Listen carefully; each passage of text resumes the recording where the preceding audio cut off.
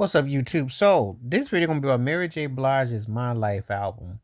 And after that album, did she ever need to make any more albums? Because then it solidified her as the queen of hip hop, R&B, soul.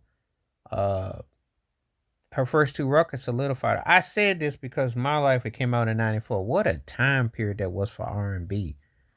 That was one of the best albums to come out in R&B at that time. Uh, R&B with a lot of samples and everything. The late Chucky Thompson's production. The Hitman crew that worked for Bad Boy, that's Diddy all the way. You know, by the time this video come out, who knows what's gonna happen with Diddy, but him and Mary J. Blige were magic together. Let's just keep it 100. Those first two records were huge. She had that it. She was one of those people that when you talked about having the it on the streets, she was. And I always said like almost like the female equivalent to R. Kelly at that time because, My Life was that kind of record where it really struck a chord with a lot of people. Her vocals, her pain.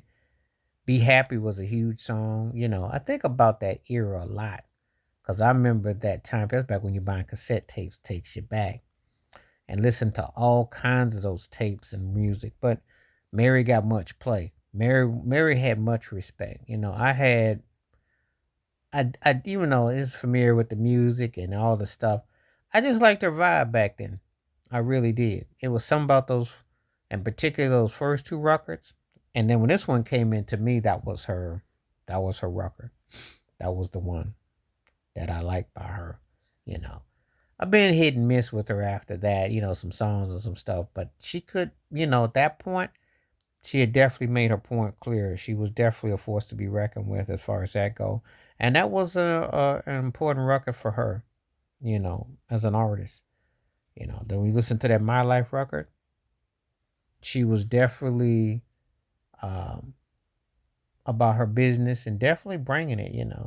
She is. I'd say I'd want to say for her era, probably the most important R&B artist for her time period. I really would have to say that because she had such an imprint and impact on so many people at that time that it'd be kind of hard to argue against it. But again, the production on that one was pretty cool for that time. Yeah, they sampled and looped everything, a lot of stuff, but it worked with her. I mean, Michelle did it first with Dre and them and Easy and all that, but Mary J. Blige took it to another level.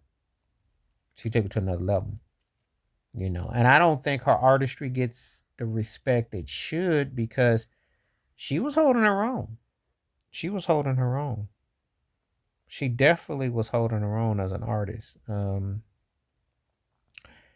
gotta be able to put yourself in that booth, make those songs work, sing with your tone, with your feelings, and she was able to make it work. There no questions about Mary J. She was definitely one that made it happen. So I remember that record very well. And to be honest with you, after all the stuff that came out thereafter, she could have pretty much quit after that record.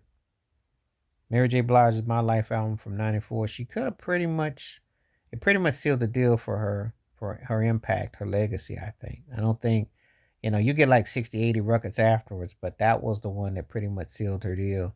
I think it's her best record. So I think that when you think about the production in totality, I think that's the one.